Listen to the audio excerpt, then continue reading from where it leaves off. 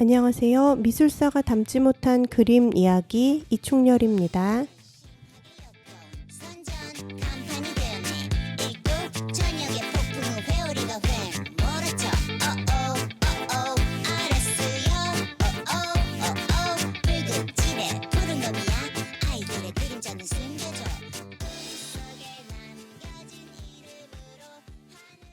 안녕하세요. 미술사가 담지 못한 그림 이야기 70번째 시간입니다. 이제 조금 여름에 열기가 사그라드는 것 같아요. 네, 다행스럽기도 하지만 뭔가 서운한 느낌도 드는 건 무슨 마음일까요? 아직 8월이기 때문에 다시 무더위가 올 순 있지만 그래도 확실히 입추를 지나면서 바람이 조금 시원해진 느낌이 듭니다. 여름 동안 지친 몸과 마음을 이 좋은 날씨에 잘 이렇게 돌보실 수 있도록 그럼 또 책임이 여러분에게 전가되네요. 돌보실 수 있는 상황이 되기를 바라면서 70번째 주제는 가족입니다. 지난 시간에 우리나라의 가족 그림들 이야기를 하면서 여성 화가들이 그린 가족 이야기를 들려드리기로 했었는데요. 요 주제는 너무나 중요해서 제가 좀 잘 해내고 싶더라고요. 그래서 더 열심히 공부를 한 다음에 전해드리도록 하고요. 우선 가족을 그린 그림을 소개하는 것으로 오늘 꾸려나가려고 합니다. 그래서 음악도 다른 때처럼 특정 뮤지션의 곡을 들려드리기보다 가족이라는 제목의 노래들을 들려드려서 우리 사회에서 가족을 어떻게 생각하는구나를 조금 알 수 있게 해보려고 합니다. 첫 번째 곡은 가족이라고 했을 때 가장 먼저 떠오르는 곡, 널리 알려져 있는 곡을 들려드릴게요. 이승환님의 가족입니다. 들려드릴게요.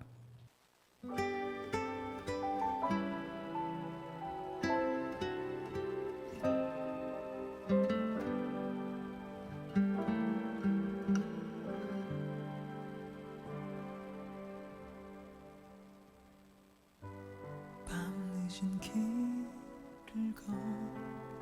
걸어서 지친 하루를 되돌아오며 언제나 나를 맞는 깊은 어둠과 고요히 잠든 가족들, 때로는 집이 되기도 했었죠. 많은 기대와 실망 때문에 늘 곁에 있으니 늘 벗어나고도 싶고, 어떻게 해야 내가 부모님의 맘에 들 수가 있을지 모르고 살아가는 나의 마음들을 그냥 말하고 싶지만 어색하기만 하죠.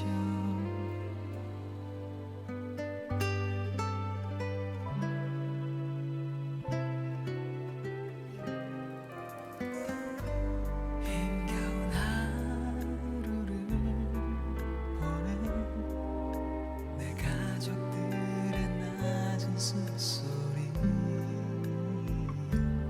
어린 날 보살펴주던 내 누이, 고마운 추억이 있죠. 가족이어도 할 수 없는 얘기, 따로 돌아는 외로움이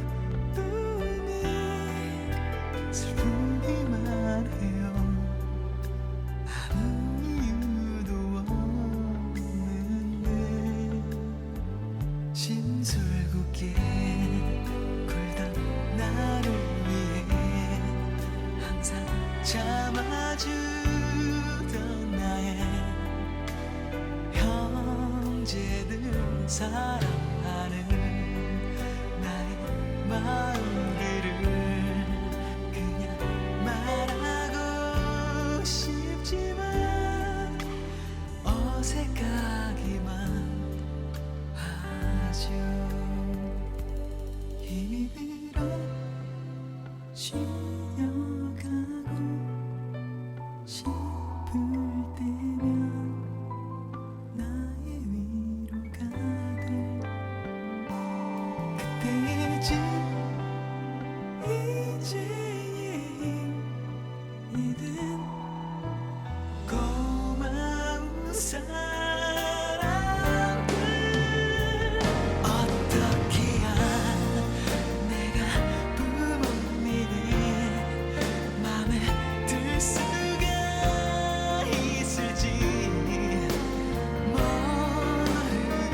살아가는 나의 마음들을 그냥 말하고 싶지만 어색하기만 하죠.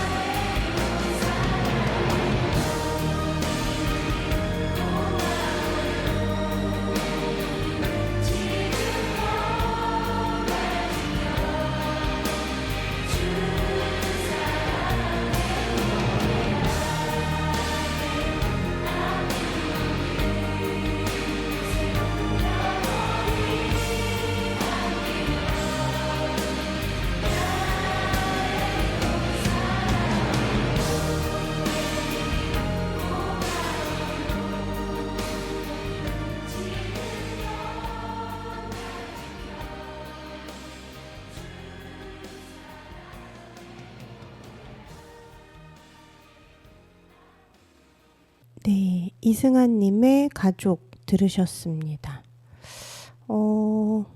어떻게 해야 내가 부모님의 맘에 들 수가 있을지 모르고 라는 가사가 저는 좀 마음 아프게 다가오는데요.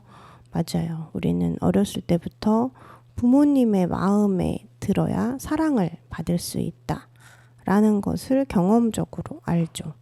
사실 무조건적인 사랑이 아니라 조건적인 사랑입니다. 그래서 요즘은 더 심하잖아요.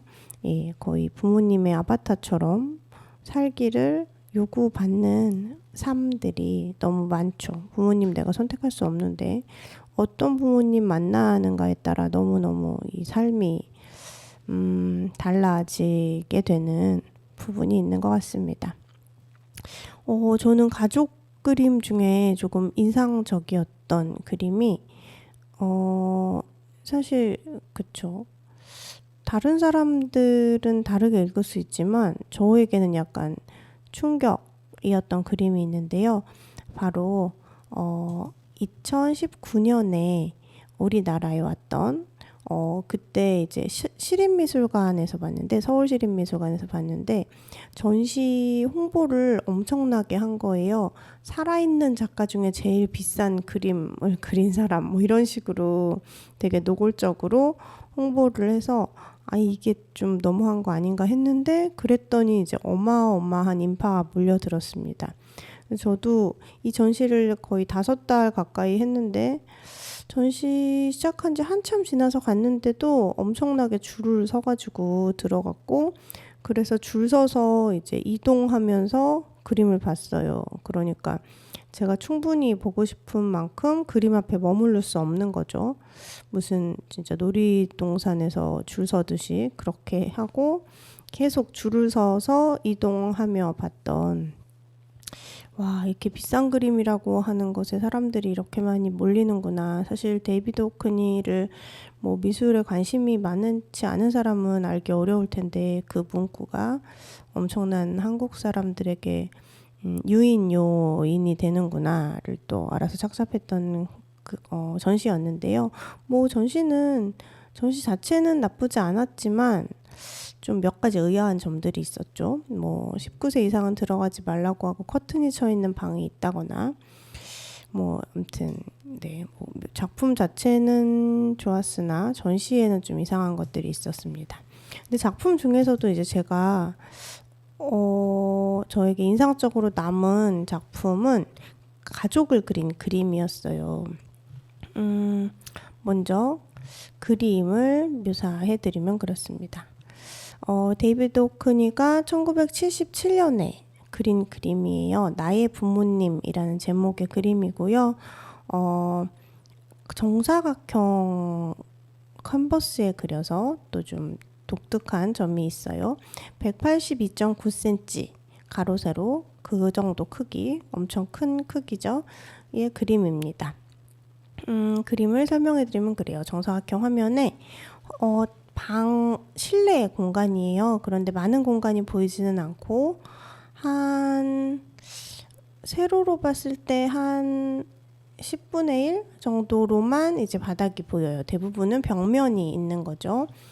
그 벽면의 중앙에 녹색 캐비넷이 딱 들어서 있는 게 좀 인상적이었어요. 색감을 되게 잘 쓰는 화가인데 벽면의 색은 채도가 낮은 민트색인데 그 앞에 조금 더 채도가 높은 초록색 캐비넷을 놓아서 이 사람의 역시 색채 감각이 되게 세련되구나 라는 느낌이 듭니다. 그 캐비넷 위에는 또 좀 더 채도가 높은 민트색 화병이 왼쪽에 놓여 있고 그 위에 그 화병에는 노란색과 핑크색 튤립이 이렇게 꽂혀 있어요. 그 옆에는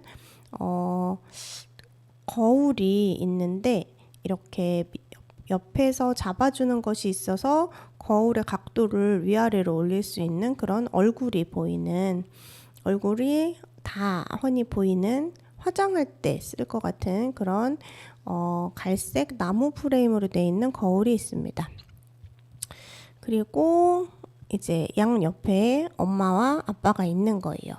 관객을 중심으로 화면의 왼쪽에는 좀 더 밝은 색 나무로 되어 있는 의자에 엄마가 있습니다.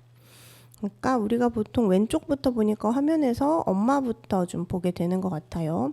근데 엄마는 이제 아예 백발이 되었습니다. 완전 은색 머리 백발이 되었고 두 손을 무릎 위에 허벅지 위에 다소곳이 모으고 무릎도 모으고 발도 모으고 엄청 정자세로 앉아 계세요. 연세가 엄청 많아 보이는데 하늘색 원피스 아무 무늬 없는 무릎까지 오는 원피스를 입고 아주 단아하게 앉아 있습니다. 너무 이렇게 딱 정자로 앉아 있어서 면접 볼 때 태도 같아요. 면접 볼 때 여성들에게 이제 치마 정장을 입은 여성들에게 이렇게 앉으면 좋다라고 훈련할 때 그런 포즈 같습니다. 갈색 구두 슬리퍼인지 구두인지 신었고요. 빛에 의해서 얼굴은 관객을 기준으로 봤을 때 왼쪽만 좀 보이고 오른쪽은 그림자로 많이 가려 있어요.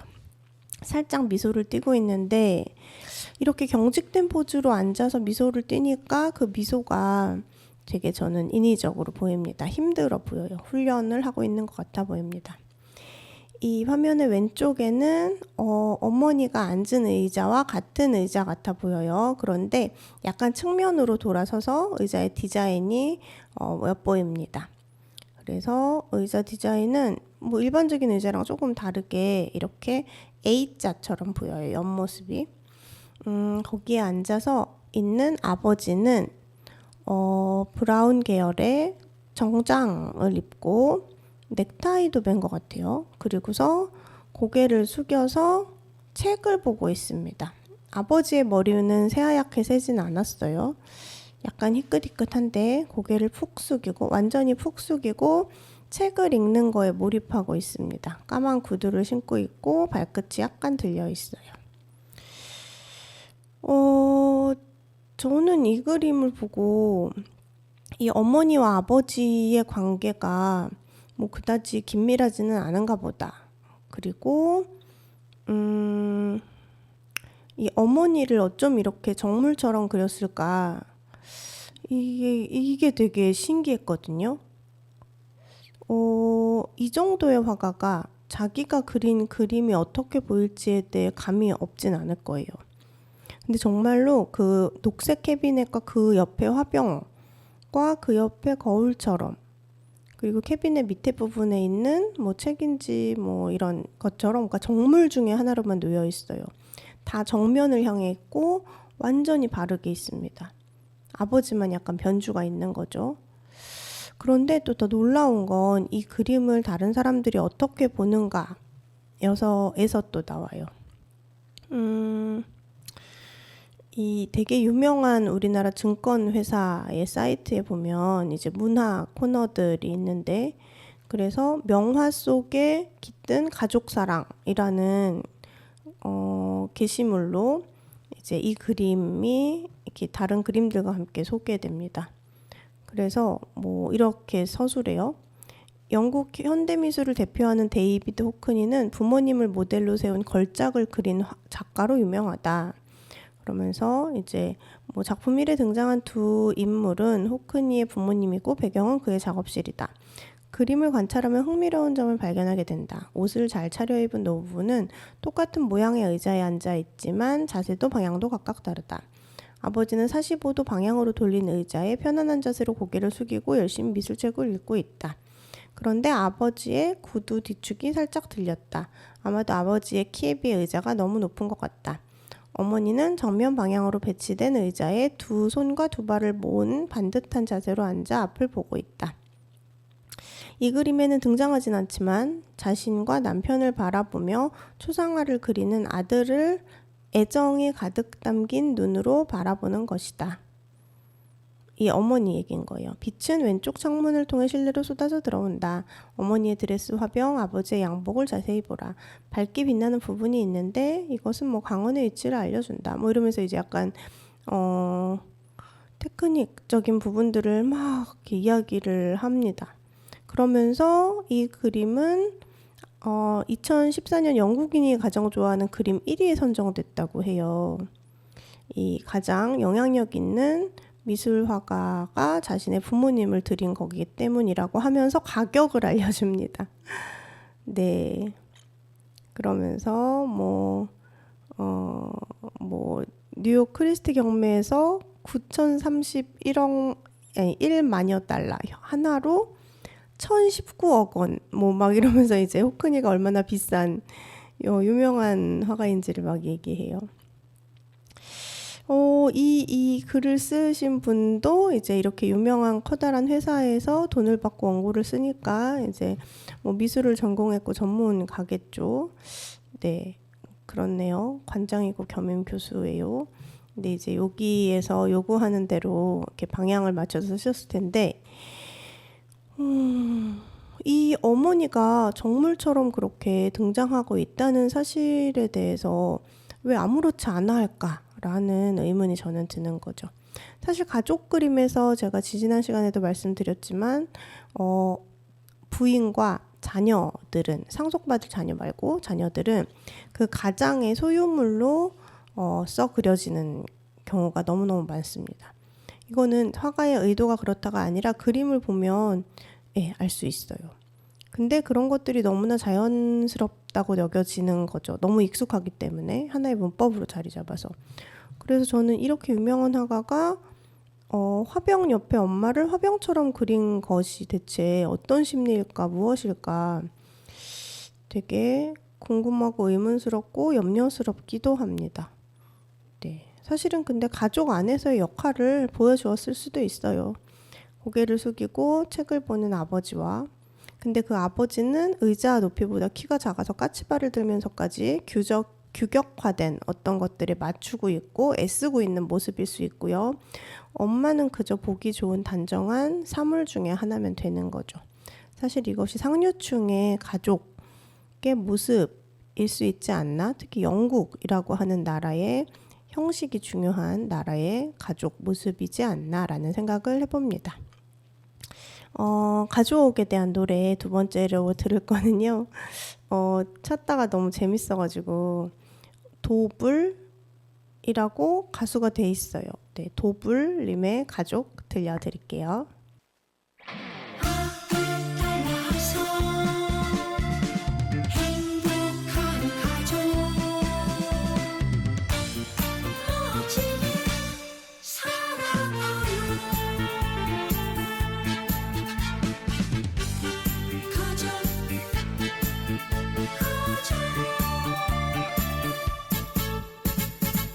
이 세상 어느 말보다 반가운 소리 두 글자 가족 가족 가족이 아닌가요.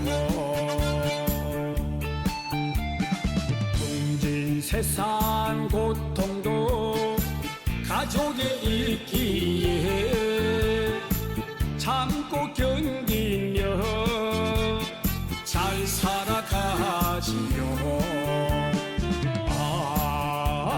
그런데 언제부터인지 우리 사회가 홀로 사는 1인 가족 늘어나고 있었니. 그 옛날 어린 시절 3대 가족 살던 때가 그립기만 하네요. 이제부터라도 아들 딸 낳아서 행복한 가족 이루며 멋지게 살아봐요. 멋지게 잘 살아보세. 따라서 행복한 가족 멋지게 살아가요. 가족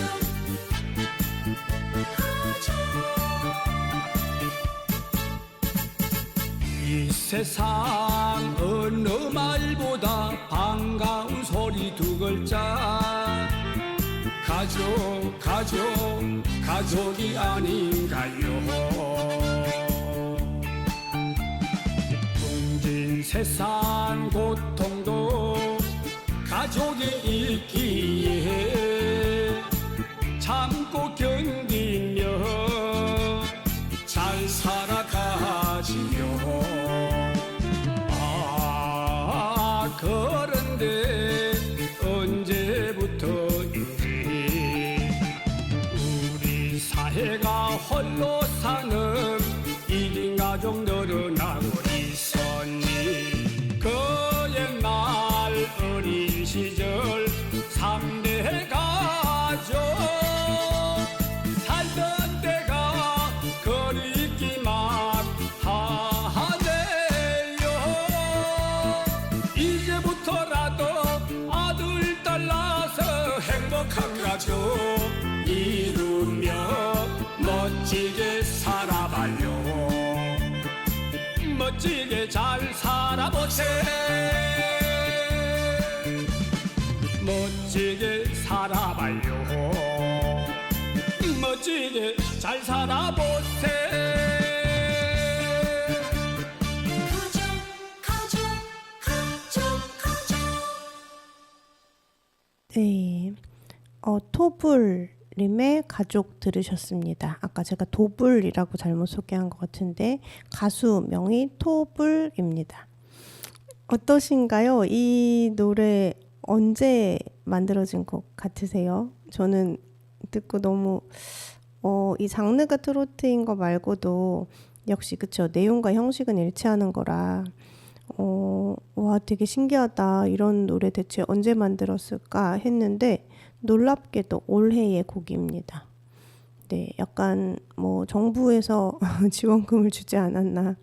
1인 가족 늘어나서 막 그립다고, 옛날 3대가 살던 때가 그립다면서 아들, 딸을 막 잘 나으라고 하는 약간 캠페인송 같은 곡인데 이런 생각을 가지고 있는 분들이 아직 엄청 많죠. 그리고 사실은 뭐 정부도 정책들도 그렇기는 한 것 같습니다.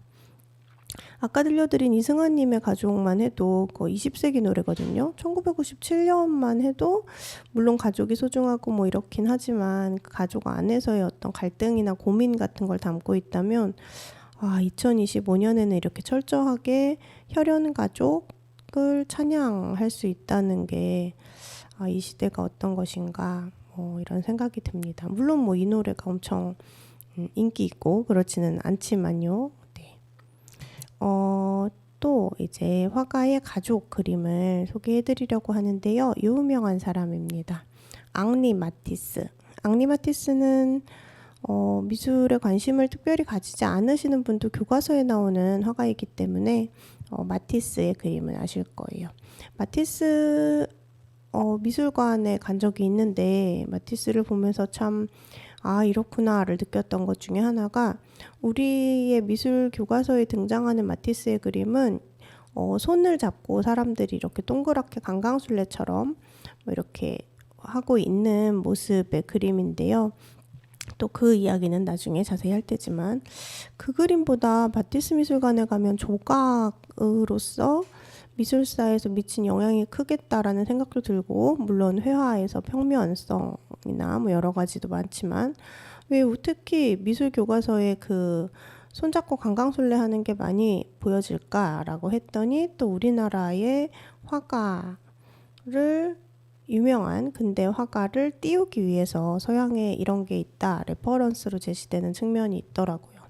이 미술 교과서 얘기도 언제 한번 해볼 텐데요. 제가 또 궁금한 건 못 참는 성격이라 미술 교과서를 일제시대 때 거부터 최근 것까지 박물관에 가서 다 보면서 또 발견한 것들이 있습니다. 그때 또 마티스 이야기를 드리겠지만 지금은 화가의 가족을 그린 그림으로 말씀드릴게요. 이 그림은 가로로 살짝 긴 캔버스에 있습니다. 가로는 폭은 194cm고요. 높이는 143cm. 그러니까 꽤 큰 그림이에요. 마티스의 이 평면성이 잘 드러나는 화풍입니다. 1911년에 그려진 건데요. 바닥하고 벽이 거의 이렇게 평면으로 돼 있는 것처럼 펼쳐져 보여요. 그리고 바닥에는 빨강색, 하늘색, 노랑색, 뭐 검정색 막 이런 되게 서로 충돌하는 되게 쨍한 색깔들이 다양한 패턴들을 막 그리고 있어요. 그 패턴이 되게 강력한 양탄자, 카페트 같은 것들이 이제 펼쳐져서 잘 보이고 있고 벽도 약간 노란 아이보리색 노란 바탕에 남색과 황토색으로 이렇게 막 풀처럼 그려져 있으면서 그 앞에 빨강, 파랑, 노랑이 땡땡땡 막 돼 있는 소파가 있고 벽난로가 있고 벽난로는 또 하얀색인데 막 빨강색과 파랑색으로 무늬가 있고 그 위에 화병과 조그만 조각이 있고 또 옆에 있는 소파도 엄청 화려합니다. 그러니까 엄청 정신없이 막 이런 공간에 이제 4명이 등장을 해요. 그래서 왼쪽에 있는 사람부터 말씀드리면 빨간 바탕에 파랑색과 노랑색 땡땡이가 돼 있는 소파 위에 황토색 바탕에 노란 무늬가 있는 원피스를 입은 까만 머리의 여성이 뜨개질을 하고 있습니다. 이게 마티스의 부인이라고 해요.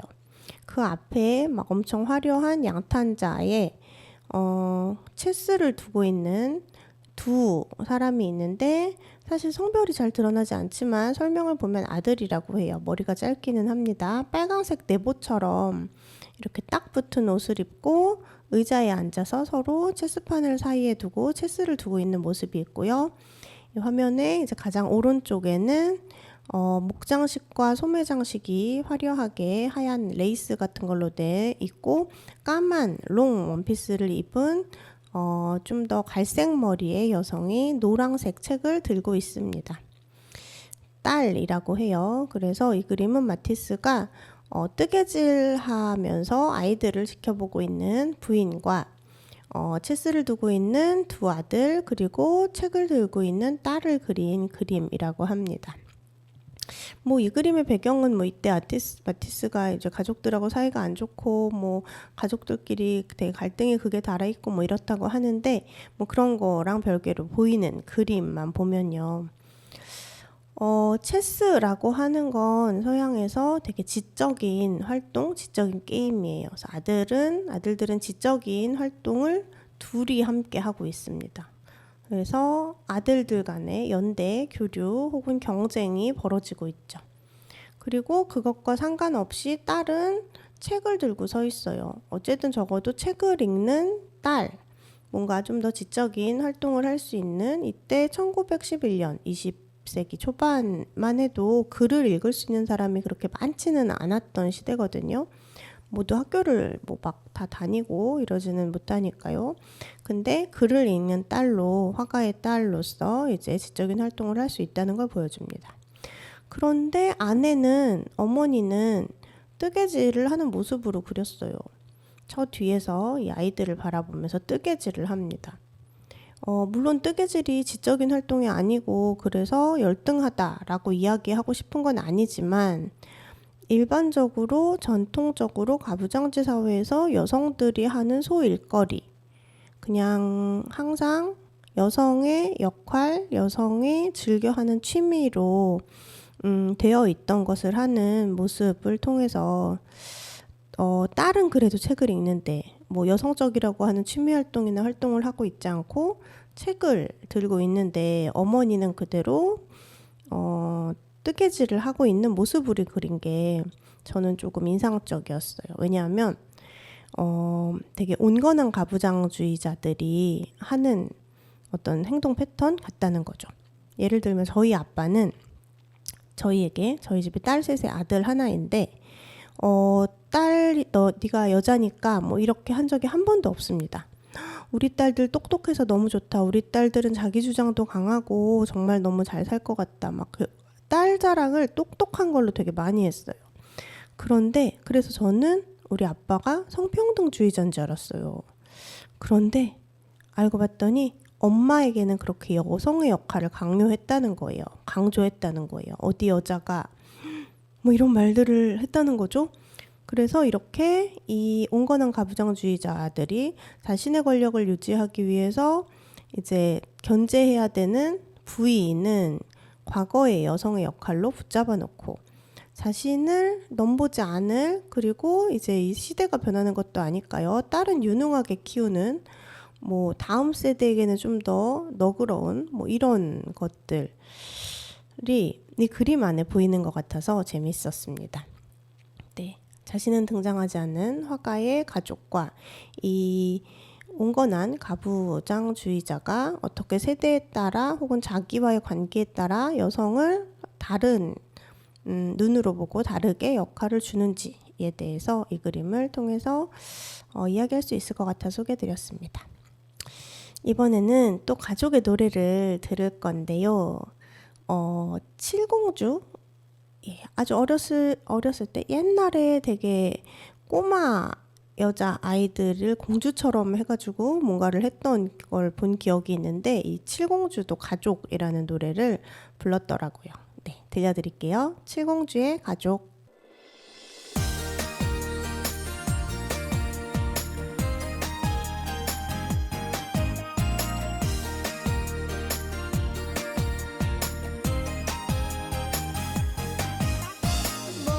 모퉁이지나 바로 돌아서면 예쁜 우리 집 미소가 돌아 왠지 빨라지는 나의 발걸음 조금 힘들던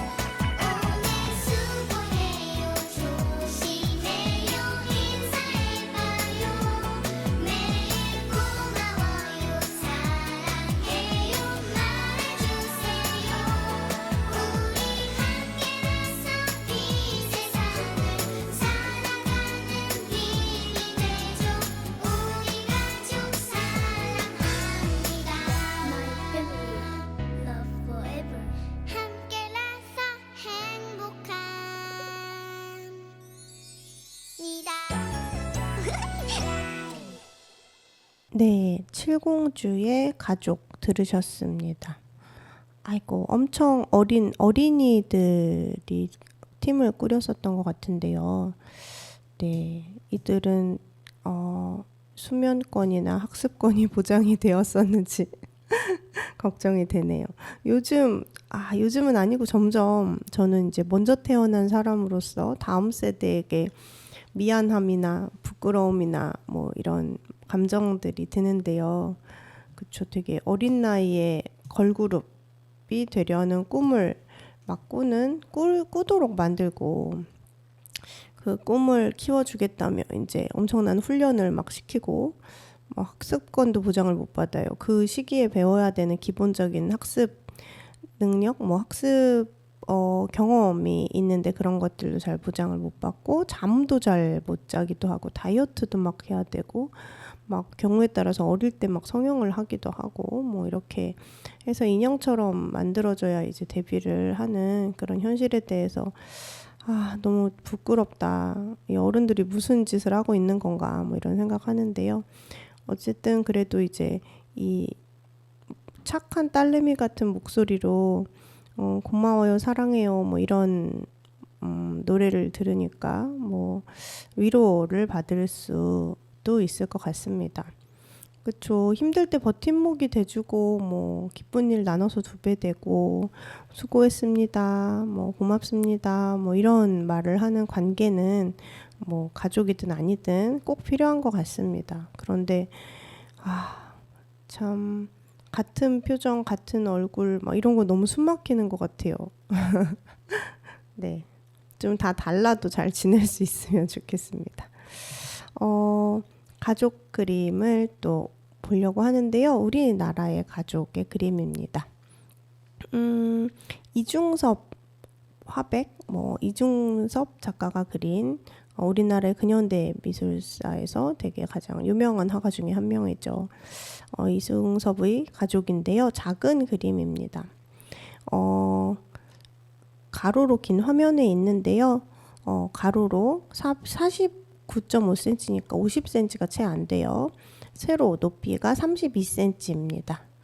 그래서 커다란 스케치북에 그냥 쓱쓱 그린 것 같은 느낌의 그림이에요. 전체적으로 황토색과 검정색, 흰색이 조금 보입니다. 종이에 연필로 드로잉한 후에 유화 물감으로 색을 입힌 작품이라고 해요. 근데 이 가족은 이중섭 화가의 가족이 아니라 시인 구상의 가족입니다. 친구의 가족을 그린 거예요. 어떤 모습인지 말씀드릴게요.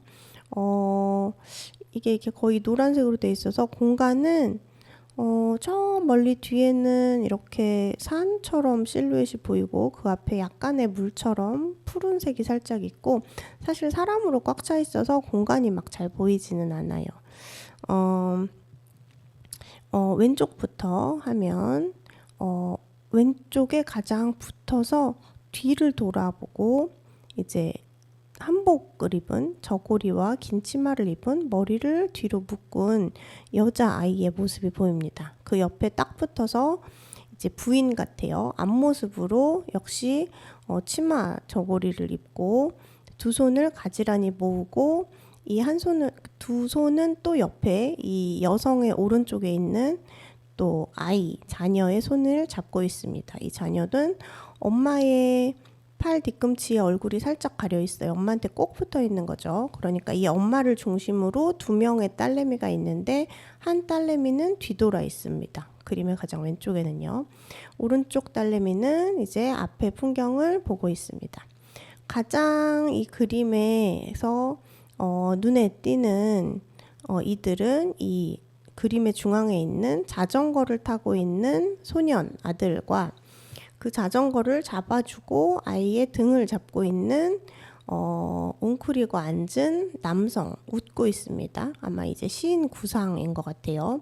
시인 구상이 아들에게 세발 자전거를 타주고 자전거 타는 아이를 이렇게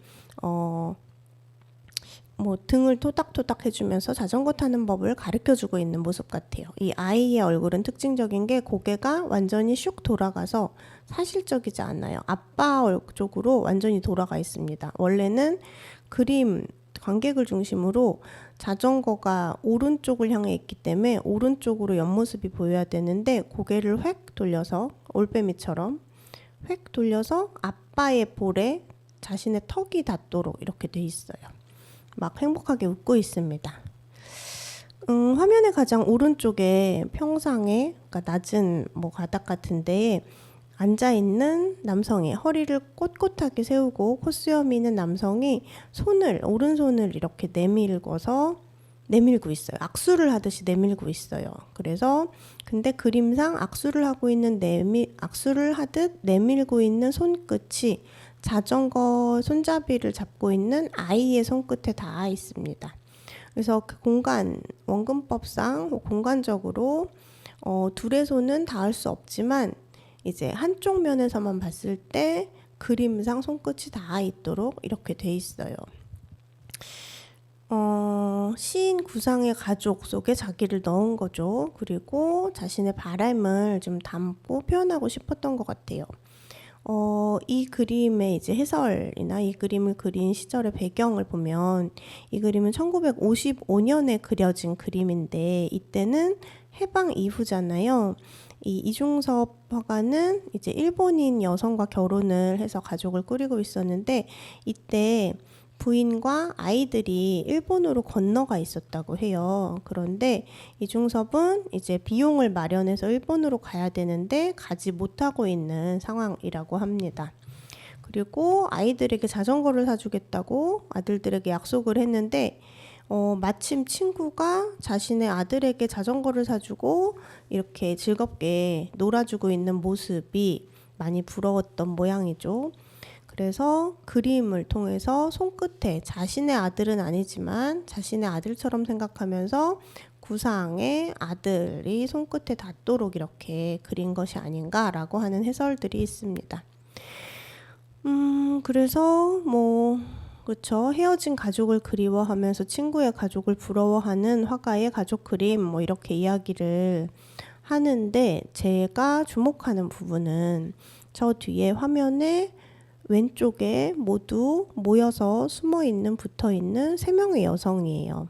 그러니까 이 그림 안에는 3명의 남성과 3명의 여성이 등장하는데 이 3명의 남성과 그림을 그린 이중섭과 그 다음에 시인 구상과 자전거를 타는 그의 아들이 이 그림 전체 면적의 4분의 3을 차지하고 있습니다.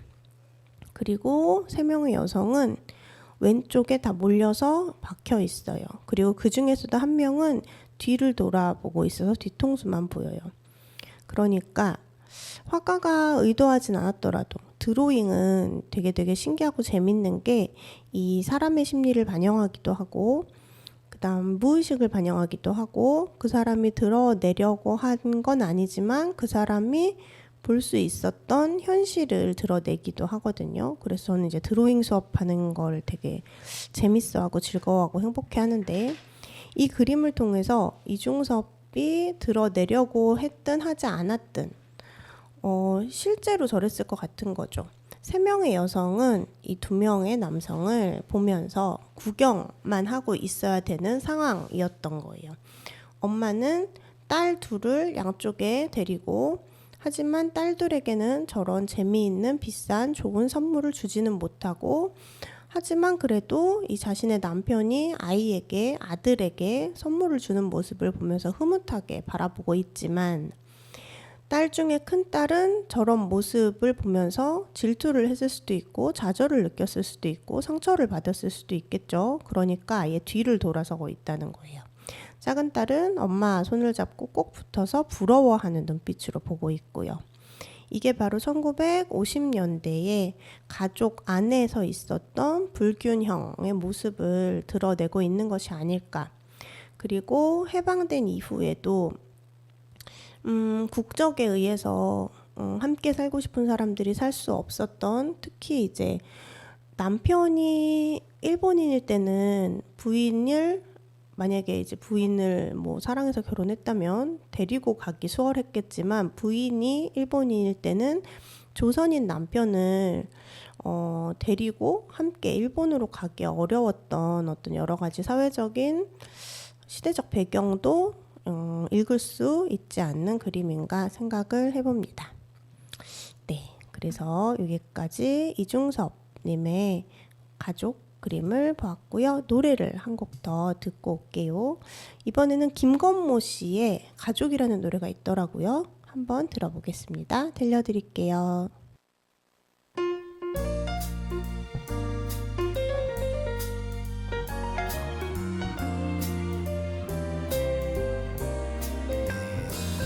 너무 먼 곳에서 행복을 찾고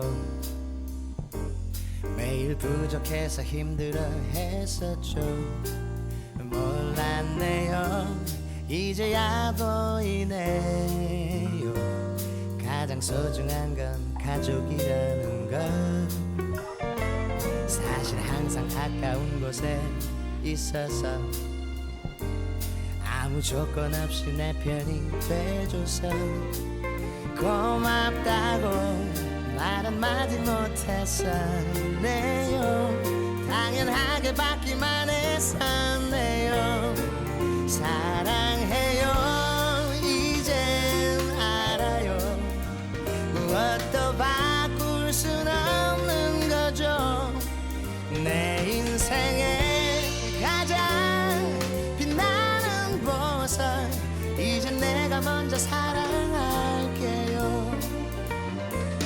너무 편안하게 생각을 해서 가끔 심한 말로 함부로 했네요. 미안해요. 한마디면 풀릴 텐데 뭐가 그렇게도 어색했는지.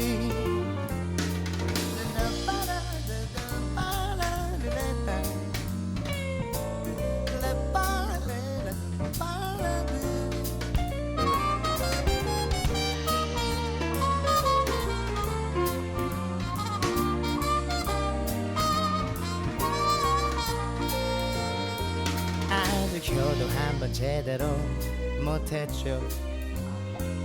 나이를 먹는 게 때론 두렵죠.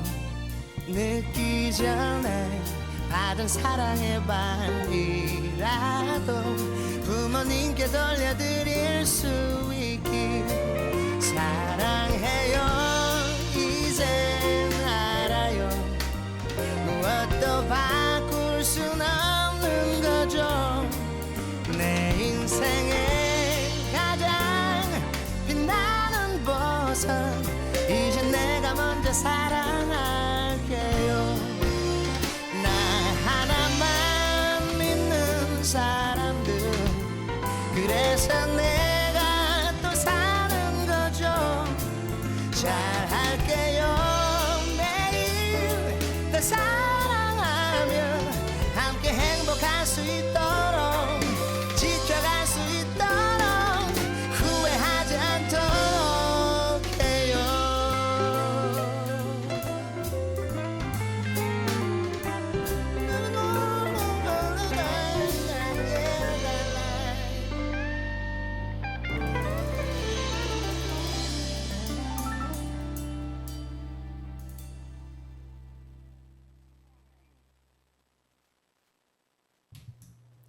네, 김건모님의 가족 들으셨습니다.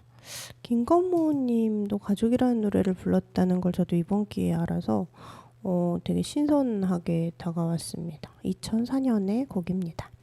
마지막 그림을 얼른 소개드리고 마무리로 가야겠네요.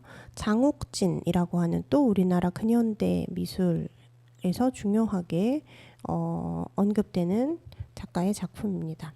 엄청 작아요. 가로로 긴데 가로가 14.8cm예요. 그리고 세로가 높이가 7.5cm입니다. 거의 뭐 핸드폰 좀 큰 거 크기죠. 근데 이게 캔버스의 유체입니다. 1972년에 그린 가족도인데요. 빨간 배경에 중간에 조그맣게 집이 도식화돼서 있고 지붕에 이렇게 네모나게요. 그리고 양쪽에 녹색 나무가 또 도식화돼서 그려져 있습니다. 갈색으로 칠해진 얇은 지붕 위에는 노란색으로 새가 오른쪽을 향해 이렇게 날아가는 걸 또 도식화된 모습으로 4마리가 그려져 있고요.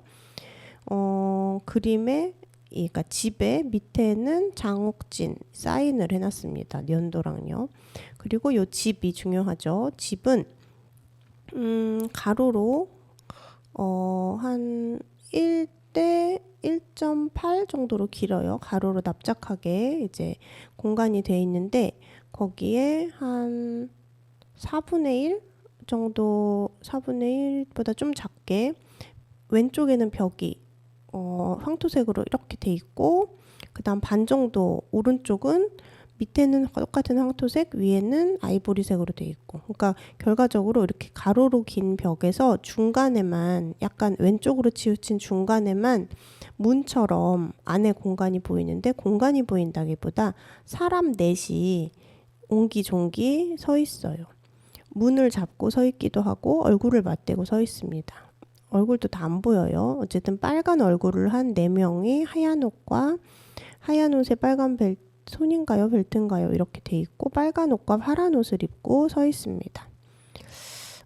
저는 이 그림이 엄청 상징적이라고 느껴지는데요.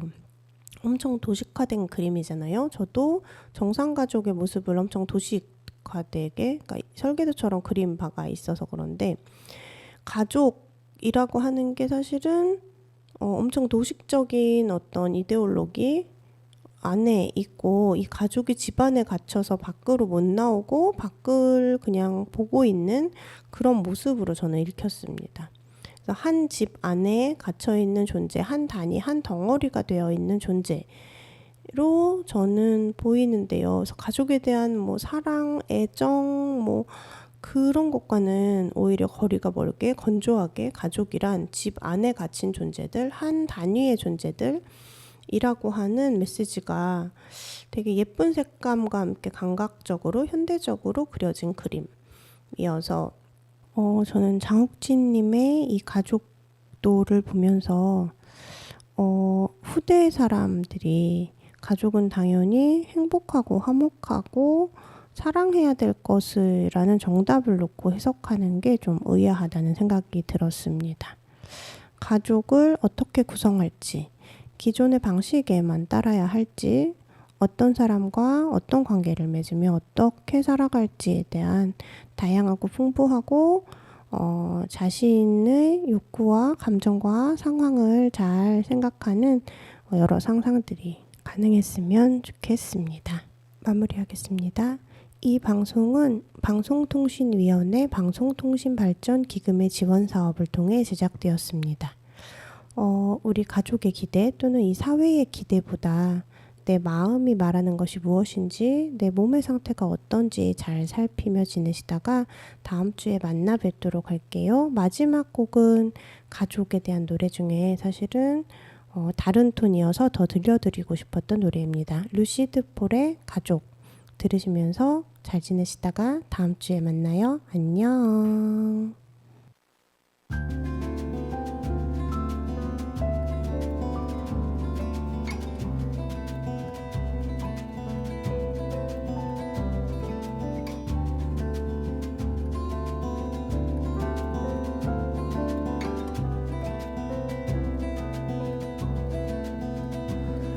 어젯밤에